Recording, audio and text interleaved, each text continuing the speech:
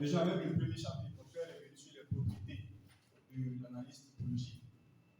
Connaît et insisté sur comment fabriquer, lorsqu'on parle des individus historiques, du capitalisme.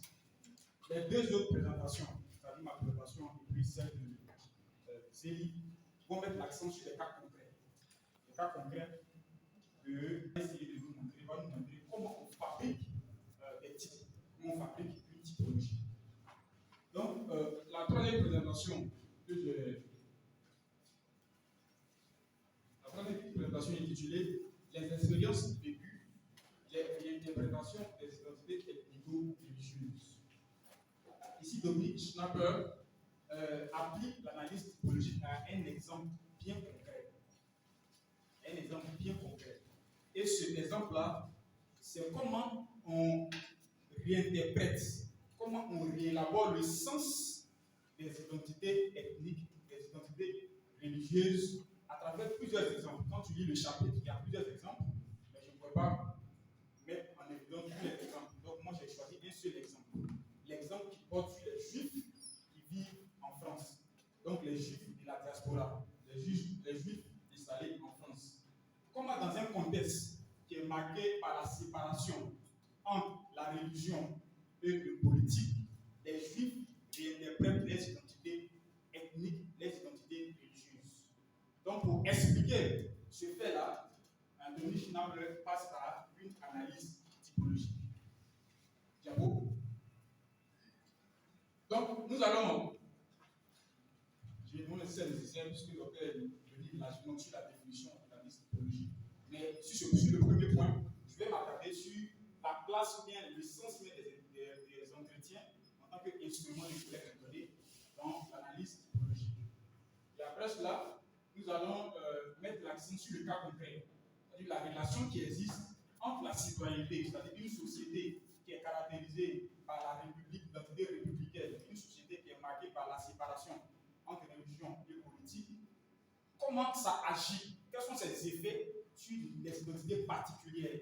Et ici, l'identité particulière qui est mise en évidence, c'est l'identité religieuse. Vous conviendrez avec moi que dans une société, on a des identités religieuses, on a des identités historiques, mais ces identités-là sont fabriquées à l'aune d'un trait structurel. Et ce trait structurel ici, c'est la citoyenneté.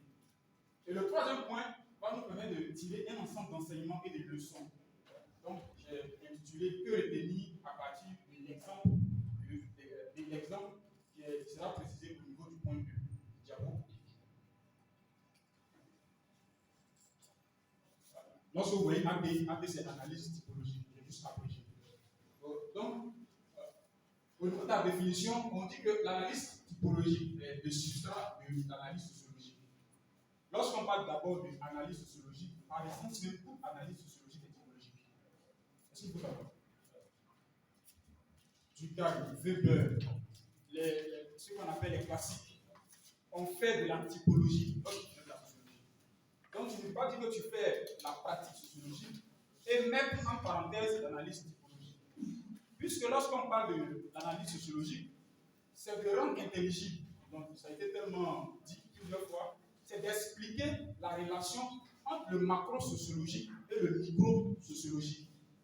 C'est d'expliquer la relation entre une idée globale, ce qu'on appelle structurelle, une idée globale et une idée, un fait spécifique. C'est cette relation que la sociologie essaie de mettre en ordre, essaie de rendre intelligible. Et pour pouvoir rendre intelligible, bien pour pouvoir aboutir à ce défi de l'analyse sociologique, on utilise un instrument. Il faut utiliser l'instrument qu'on appelle l'analyse typologique. Donc on voit très bien que l'analyse typologique permet d'expliquer la relation entre pôle historique et pôle expérimental, entre compréhension historique et enquête. C'est une appropriation c'est bien fait de Massillon que Schnapper a mobilisé dans son ouvrage. Lorsqu'on parle de pôle historique, c'est l'imagination, c'est ce qui relève de la contrainte globale, c'est ce qui relève de l'individualité historique. Mais cette individualité historique doit être mise en relation avec un fait spécifique, avec une enquête. Tant que tu ne fais pas cela, tu n'es pas en train de faire de la sociologie. C'est ce qu'il a relevé tout à l'heure. Il y a eu des sociologues qui ont fait de la théorisation sans fait. Il y a eu des sociologues qui ont fait de la théorisation sans théorie. Donc, pour faire de la théorisation, puisque lorsqu'on parle de l'analyse sociologique, lorsqu'on parle de sociologie, on est dans l'abstraction, on est dans la théorie. Il faut allier ces deux mondes. Alors, quelle est la place des entretiens dans l'analyse typologique? Parce qu'il y a une confusion qu'il faut lever. Les sociologues ont pensé que lorsqu'on parle d'analyse typologique, l'entretien, bien l'instrument qui va avec, c'est l'entretien. C'est-à-dire qu'on peut faire de l'analyse typologique avec des statistiques ou bien de l'observation. Dominique Schnapper montre que c'est un équivoque qu'il faut clarifier. Donc, on peut faire de l'analyse typologique avec des matériaux recueillis à partir d'observations et de statistiques. Mais l'entretien a une place privilégiée dans l'analyse typologique. Pourquoi? Parce que l'entretien permet de capter les sens. Permet de capter les sens que les autres instruments de collecte mettent un peu au second plan.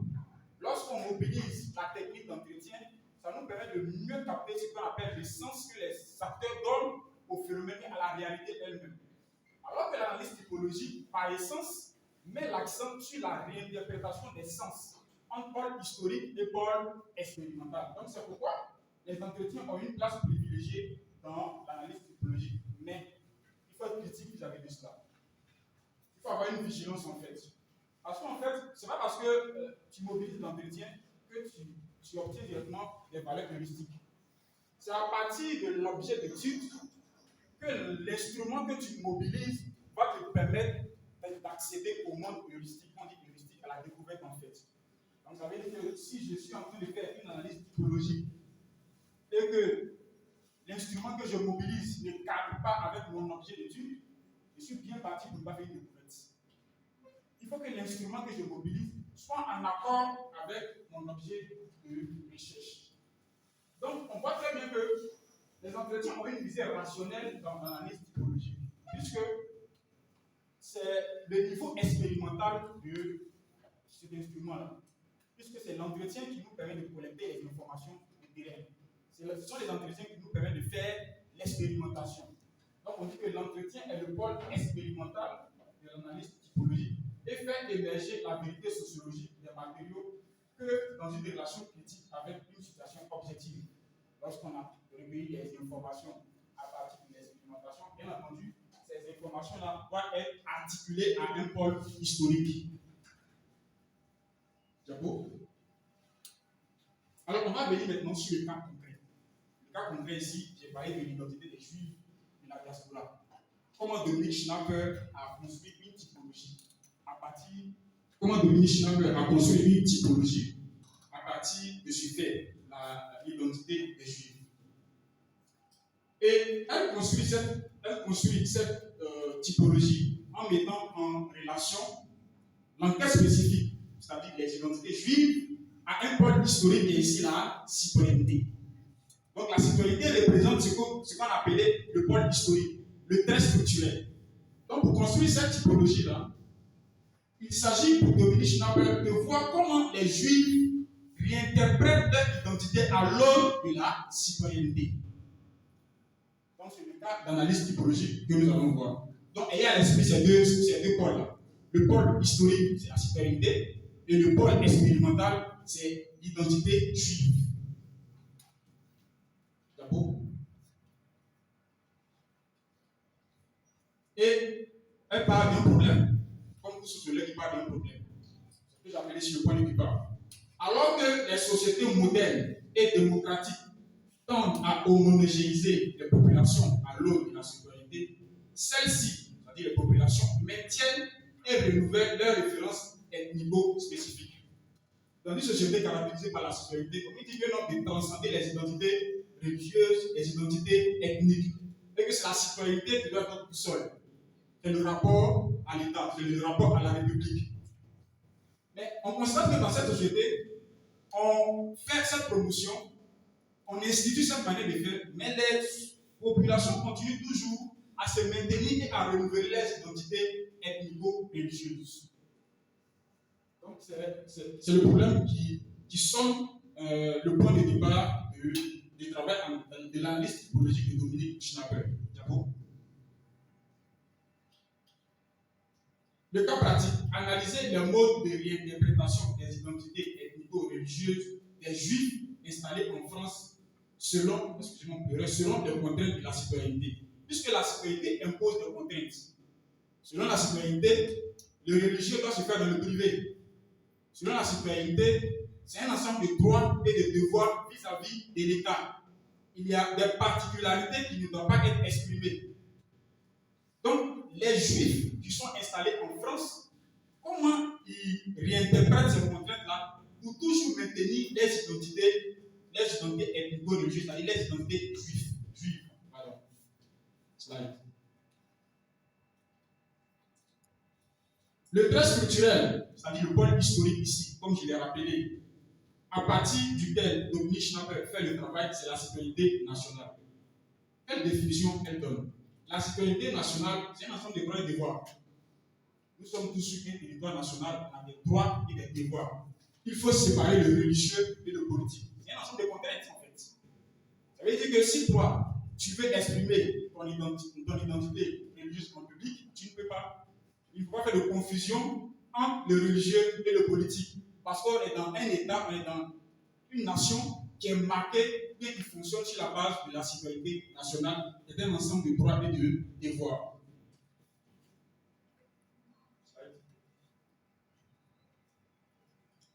Bien avant l'apparition de la citoyenneté, puisque la citoyenneté en France est apparue après la Révolution française, c'est toute une histoire, je ne vais pas revenir là-dessus. Mais bien avant la Révolution, les Juifs étaient installés en France. Donc il y avait une identité juive prémoderne, une identité juive avant la citoyenneté. Cette identité juive était une identité qui était religieuse. C'est-à-dire qu'on dit que juif, c'est une communauté qui était à la fois religieuse et politique. Être juif, c'est adopter les conduites religieuses et respecter l'autorité juridique et politique des chefs de la communauté et des rabbins. Donc, avant que la citoyenneté nationale ne soit instituée en France avec la révolution industrielle, les juifs, on dit que tu es juif, on te voit juif à travers ton rapport au rabbin. C'est ce que le rabbin dit que tu fais.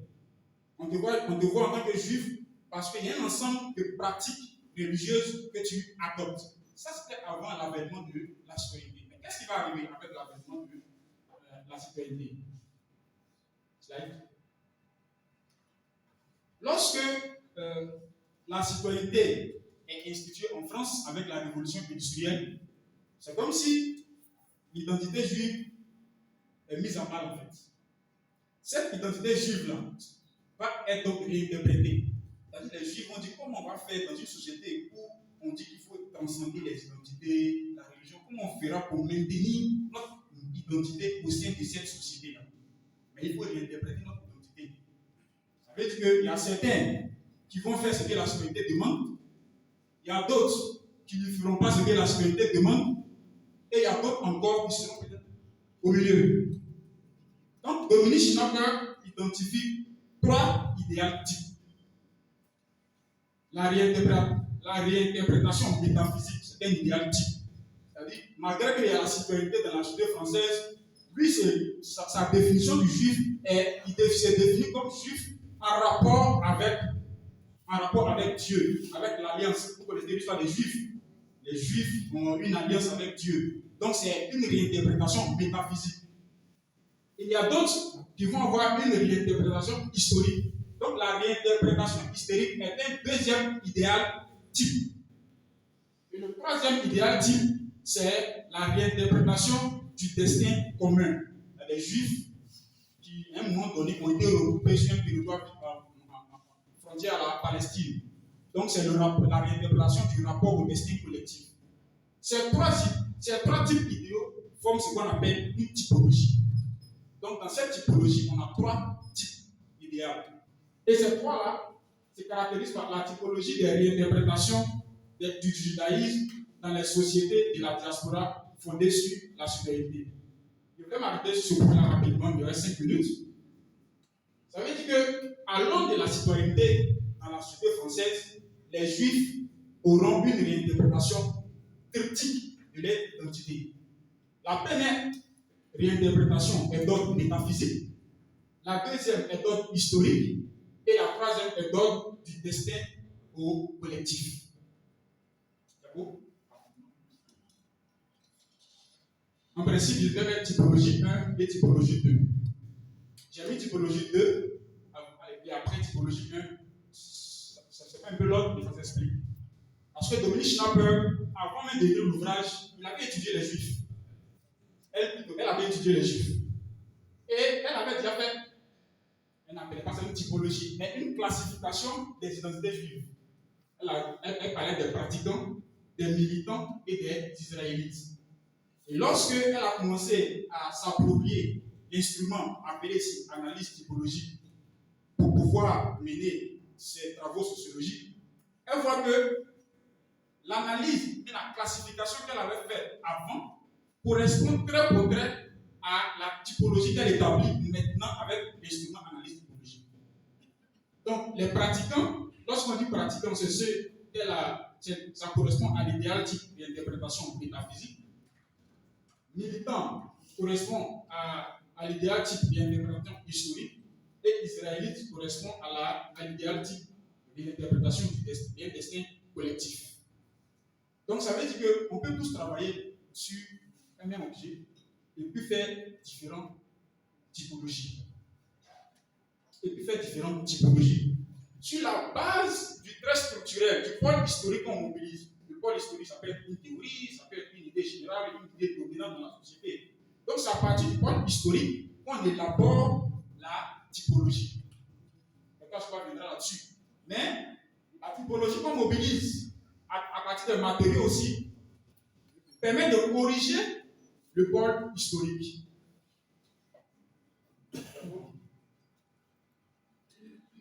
Lorsqu'on est d'abord une typologie, il faut définir les types. Donc ici, Dominique Schnapper, elle définit les pratiques. Le pratiquant était reconnu objectivement par le fait qu'il respectait les règles alimentaires. Les Juifs ont des interdits alimentaires quotidiens que le tashlut et le repos hebdomadaire du Shabbat, le 5e jour, ils ne travaillent pas. Ils étaient peu sensibles à l'antisémitisme, qu'ils déclaraient en déclin et ne voyaient pas pour la majorité d'entre eux de contradiction entre l'idéal du judaïsme et celui de la République. Donc, le type des pratiquants, il y a un certain nombre de caractéristiques de propriété qui sont propres à ce type-là. Et c'est pareil pour les autres. Je vais passer dessus rapidement.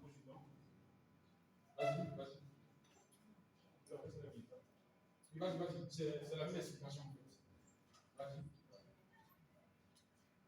Donc, à partir du cas mobilisé par Dominique Schnapper pour construire une typologie de la réinterprétation des identités juives installées en France, la première leçon qu'il faut retenir sur l'analyse typologique. La première leçon, c'est que les résultats d'enquête doivent s'inscrire dans une analyse de type historique et structurel. Si tu veux faire une analyse typologique, il faut déjà l'inscrire d'abord dans un pôle historique. Il faut inscrire l'analyse typologique c'est-à-dire les résultats d'enquête doivent être inscrits dans un type historique. Le type historique, c'est un concept. On peut prendre ça comme une théorie. Quand tu connais des données, il faut confronter avec la théorie en fait. C'est ce que ça veut dire. Deuxième point, relativiser la typologie. Aucun type ne se retrouve à l'état pur dans la réalité et n'est figé. Les autres sont venus largement là-dessus, pour que vous compreniez parfaitement. Ça veut dire que un idéal, une typologie, il ne faut pas l'encenser, il ne faut pas voir ça comme une panacée en fait. Une typologie, il faut la relativiser. Parce qu'on travaille sur des faits qui sont historiques, des faits qui bougent, qui changent, qui se décomposent et qui meurent d'ailleurs. La dernière leçon qu'il faut retenir, c'est qu'une typologie élaborée doit être assez abstraite, on ne dit pas assez abstraite. C'est différent de trop abstrait. Quand c'est trop abstrait, c'est pas bon. Quand c'est trop empirique, c'est pas bon. Il faut que ce soit assez. C'est-à-dire, c'est une typologie qui prend en compte les éléments de la théorie et les éléments de l'empirie, l'équidistant, le juste milieu. Donc, une typologie élaborée doit être assez abstraite pour être généralisée à d'autres sociétés. On est dans une approche qualitative où on tend à montrer que c'est difficile de faire la généralisation. Mais Dominique Schnapper nous montre que lorsqu'on élabore une typologie qui est assez abstraite, on peut l'adapter, on peut se servir de cette typologie-là pour mener une même étude dans une autre société. Parce que ce qu'il faut savoir, ce n'est pas tant la classification des individus, c'est la relation abstraite qui vous intéresse. C'est l'objet sur lequel vous intéresse. C'est à partir de cet objet qu'on élabore une typologie. Merci beaucoup.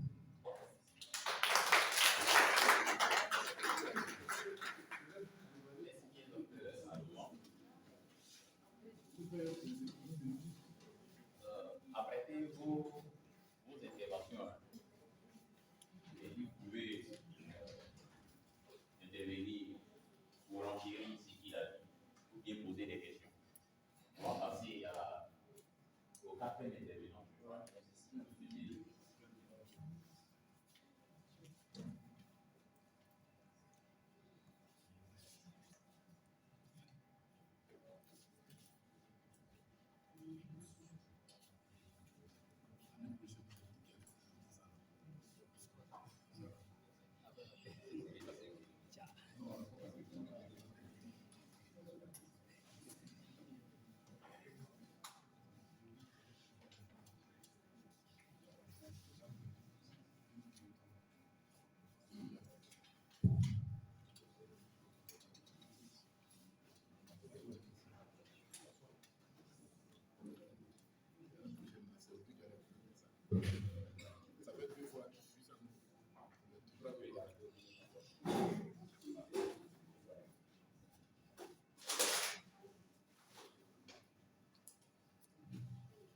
Bonjour à tous, bonjour à tous. Merci bien, Dr. Baki, pour l'initiative. Merci à tous pour vos contributions à l'enrichissement de notre message. Je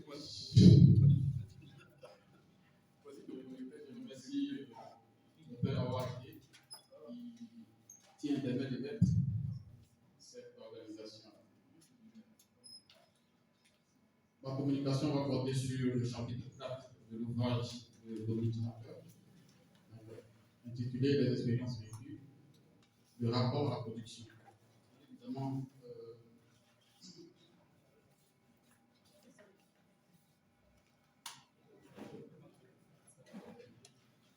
donc, le travail va se dérouler autour des points, bien évidemment, du document. On va faire des productions, l'état de providence et hiérarchie des statuts sociaux, la construction de soi dans la pratique professionnelle, les preuves du non-emploi, l'intériorisation des catégories de l'état-providence et une conclusion. Effectivement, docteur Atoma a tout à l'heure communiqué sur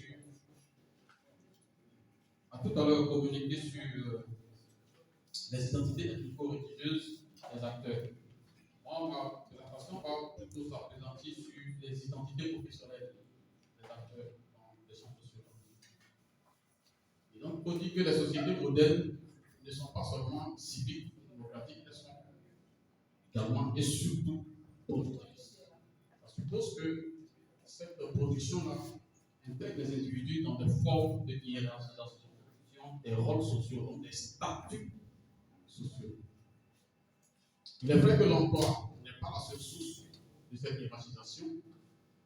Il vient aussi renouveler les inégalités qui dépassent les rapports de production. Effectivement, lorsqu'on est inscrit dans des rapports professionnels, il y a une forme de hiérarchisation des rapports. Donc, par exemple, on a des docteurs, des étudiants. Même dans le corps enseignant, on aura des maîtres assistants, des maîtres profs, des professeurs titulaires. Donc, il y a cette forme de hiérarchisation de nos rapports-là. Qui fait que, finalement, on est inscrit dans des formes d'interprétation de nos statuts au sein de la société. Donc, la hiérarchie des sociétés et de la place des individus dans la production n'est pas simplement causale. Elle est en relation causale, réciproque avec d'autres dimensions de la vie sociale. Effectivement, lorsque on est inscrit dans ces rapports-là, on n'est pas forcément inscrit dans des rapports de cause à effet. C'est un ensemble de relations dans lesquelles on est inscrit. Donc, on aura des formes de dimensions idéologiques, des dimensions culturelles de nos rapports qui vont interagir et produire notre identité.